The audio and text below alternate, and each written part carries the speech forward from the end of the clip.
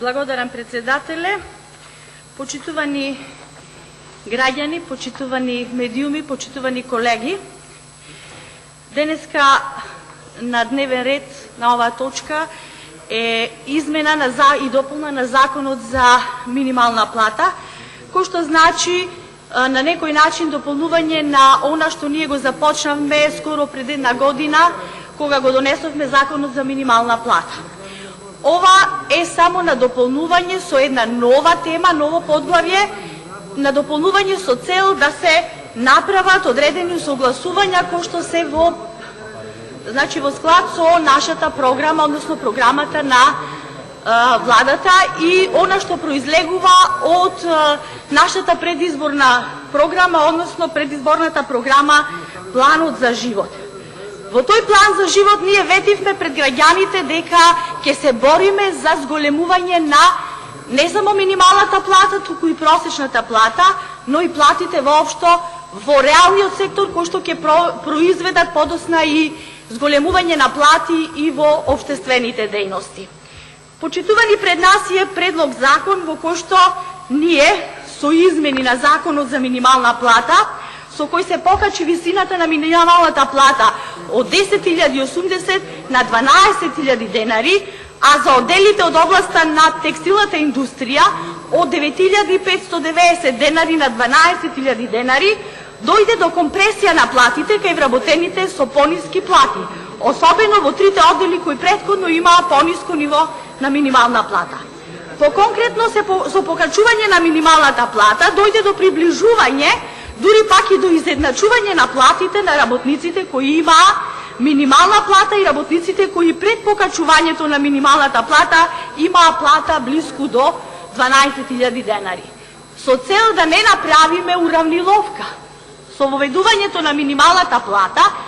и со цел да се испочитува и да се помогне на реалниот сектор, односно работодавачите, меѓутоа и на работниците да се стимулираат, сушност ние со оваа измена и дополна или дополнување на новото подглавје, сушност помогнуваме или на некој начин ги стимулираме и поголемите плати во реалниот сектор, посебно во текстилната индустрија. Се наметна потребата од зголемување на платите и на тие вработени кои што имаа скоро претходно пред зголемување на минималната плата, скоро плата околу 12.000, со цел да се надмине уравниловката, како што кажав, на платите, односно да се обезбеди висината на плата да биде одраз на тежината и обимот на работа. Поради ваквата состојба, во изминатиот период по барање на работодавачите, кои се соочуваа со проблемите во исплата на платите, интензивно се водеа преговори, претежно со вработените од текстилната индустрија, со цел да се изнајде решение за да може да обстојат на пазарот на трудот поради покачувањето на платите. Овдека станува збор за работодавачи или предпријатија кои што 50% од приходите всушност им одат за подмирување на плати на вработените. Заедно со нив се постигна една согласност да се изнајде начин на покривање на дел од порастот на платите и тоа на тие плати кои ги покачиле до 18.000 денари, од пораст на платите и тоа на тие плати кои во нето изнесуваат 18, односно 26.250 денари во бруто износ. Ваквиот предлог се прифати и се потврди на свечена седница на Економско-социјалниот совет кој се одржа во владата на 1. мај 2018 година, на која присуствуваше и премиерот и сите економски министри. Едноставно, што значи ова покачување? Ова значи целта на оваа финансиска поддршка е поттикнување на работодавачите за исплата на плата на работниците со повисок износ од минималната плата утврдена со законот за подобрување на економскиот стандард и поттикнување на економскиот раст и развој во Република Македонија. Со законот се дефинираат условите, висината на финансиската поддршка, начинот на реализација, како и обврските на работодавачот и надлежните институции во постапката на реализација на финансиската поддршка. Планирано е финансиска поддршка да се обезбеди во периодот од јули 2018 до декември 2019. И истата ќе изнесува 30% од разликата помеѓу бруто платата на работникот во тековниот месец и просечната бруто плата на работникот исплатена во месеците октомври, ноември и декември 2017 година, при што е дефиниран максимален износ, односно максимално финансиска поддршка може да изнесува 1200 денари. Средствата за исплата на финансиската поддршка се обезбедени, а според проекциите, доколку сите кои ги исполнуваат условите и аплицираат на истата, со право би се стекнале 50.000 вработени кај 15.000 предпријатија. Во предложениот закон јасно се дефинирани условите кои треба да ги исполни работодавачот со цел да се стекне со право на финансиска поддршка. Односно, во законот имаме еден услов, првиот услов, работодавачот во месеците октомври, ноември и декември 2017 година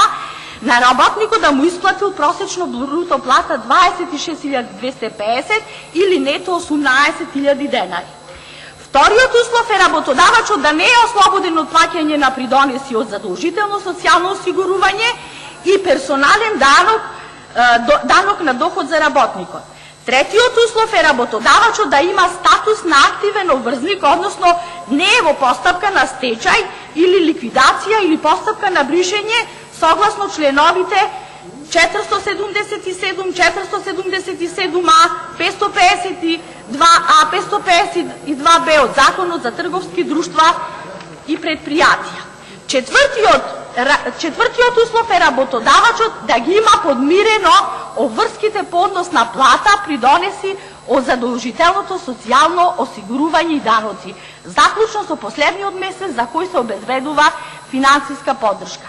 Она што сакам да го посочам се уште три услови кои што се многу важни, а му гарантираат на вработените дека континуирано и следната година ќе земаат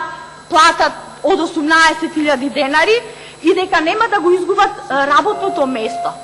Покрај тоа работодавачот, значи под 5, ќе обезбеди финансиска поддршка која има обврска, да го задржи на работа работникот најмалку една година по завршување на периодот на добивање на финансиската поддршка, 6 да не ја намали нето платата на работникот најмалку една година по истекот на финансиската поддршка во однос на просечната исплатена нето плата во месецот за кој добивал финансиска поддршка, и третиот услов кој што гарантира за работниците, меѓутоа и работодавачите, да не го намали просечниот број на работници на неопределено работно време во периодот во кој се користи финансиската поддршка во однос на просечниот број на работници во претходната година. Работодавачот кој нема да ги исполни предвидените услови е должен да ги врати средствата во износ на добиената финансиска поддршка согласно со рок од 30 дена од денот на објавување на работникот за кој добивал финансиска поддршка, освен во случај на остварување на право на пензија, престанок на работниот однос по вина и волја на работникот или смрт на работникот. Почитувани, сакам да кажам дека ова е само едно надополнување на Законот за минимална плата, кој што на некој начин ќе го стимулира зголемувањето на платите во реалниот сектор, кој што ќе овозможува работниците да се чувствуваат покомотно, нормално, со подобри примања, и она што го ветивме пред сите граѓани, ние и го почитуваме. Не само што ја зголемивме минималната плата, сега стимулираме и подобро платени работни места, поголеми плати на работниците, на тие од кои што зависи потоа и